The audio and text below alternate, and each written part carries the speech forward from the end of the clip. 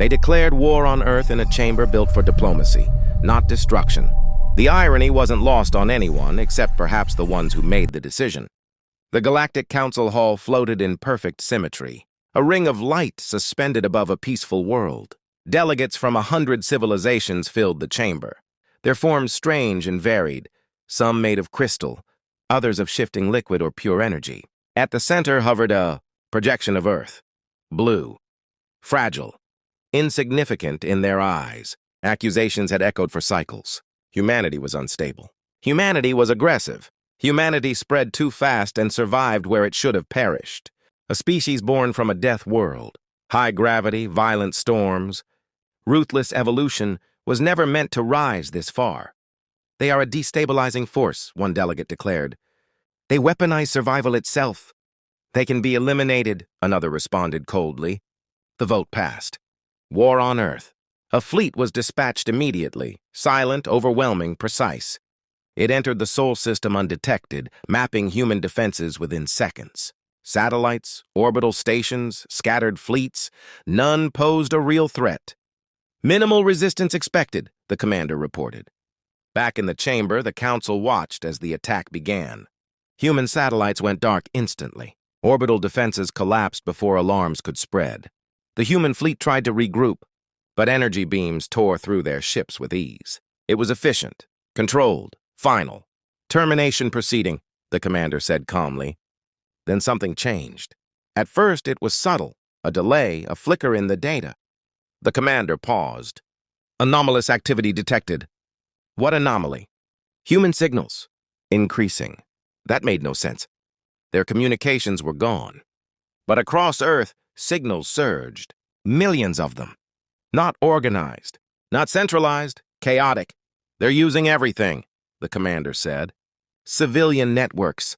Improvised relays. The planet lit up, not with destruction, but connection. A web of resistance. The council watched in confusion as Earth refused to fall silent. Primitive systems, one delegate scoffed. Irrelevant. The commander didn't reply. Because the first counterattack had already begun. A swarm erupted from Earth's surface, missiles, drones, fragments of repurposed machinery. They weren't elegant or precise, but they were everywhere. Moving unpredictably, acting without a central command. Fleet defenses activated instantly, intercepting most of them. Explosions flickered harmlessly in space, but not all.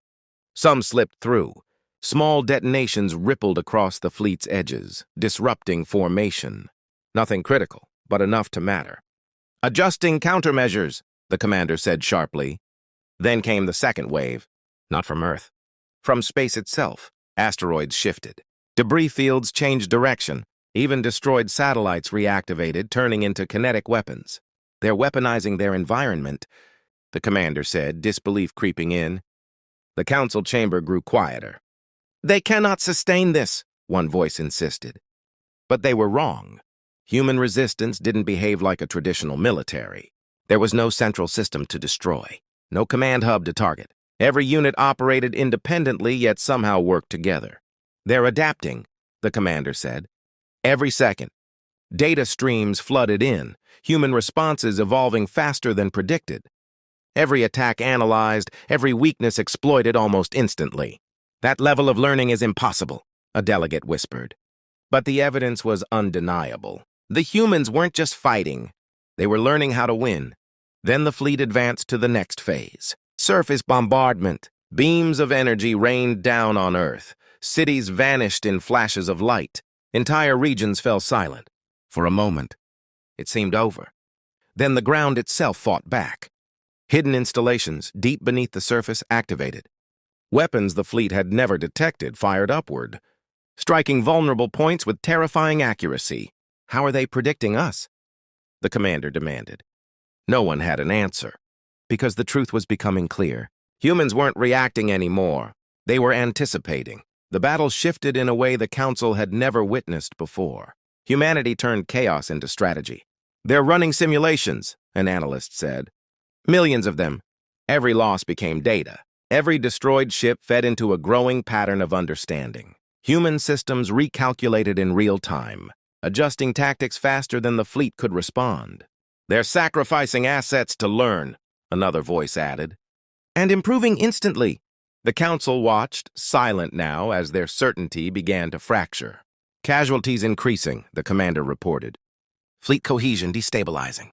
That wasn't supposed to happen. This was meant to be a demonstration, not a war. But Earth refused to behave as expected. Authorize full eradication protocols, the commander requested. That meant total destruction. No survivors. No recovery. The chamber hesitated. For the first time, doubt crept in. But it was too late for hesitation. Proceed, the High Arbiter ordered. The fleet prepared its final weapons, devices capable of stripping a planet of life entirely. Energy levels rose, systems aligned, targeting locked, and then everything stopped. Not gradually, not partially, instantly. Weapons powered down, engines froze, control systems went dark. The commander's voice returned, but it had changed. We've lost control. What do you mean? Our systems, they're no longer responding. That's impossible. They've been compromised. Silence fell. A new signal appeared. Not from the fleet. From Earth. It didn't need translation. Every being understood it. A human voice spoke. Calm, steady, controlled. You made a mistake. The council froze. The voice echoed through the chamber, cutting deeper than any weapon. You thought this would be easy, it said. You thought we were weak. The projection shifted. Now it showed the fleet, but not as the council saw it. As humans saw it. Every weakness highlighted. Every flaw exposed. You cut our communications, the voice continued. So we built new ones. Images flashed.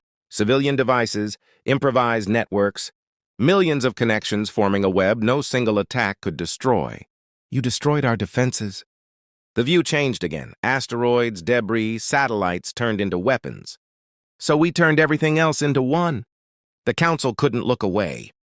You attacked our planet. Now Earth appeared, scarred, burning in places, but still alive. So we adapted. The fleet suddenly reactivated, but not under its own command. Ships turned. Weapons powered up, then aimed inward. At each other. Stop this! The High Arbiter shouted. On what authority? The human voice replied calmly. No one answered. Because there was none. You declared war on Earth, the voice said. Now you will understand what that means. The first ship fired, then another. The fleet collapsed into chaos, precision strikes, tearing through formations with ruthless efficiency. Every move calculated, every target chosen perfectly. This is impossible, someone whispered. No, another said quietly. This is intelligence. Within minutes, the fleet was gone, completely destroyed. Silence returned. Heavy absolute! Then the voice spoke again. We could end this. A chill spread through the chamber. We have access to your systems, your networks, your defenses. The implication was clear. We know where you are. No one in the council chamber moved.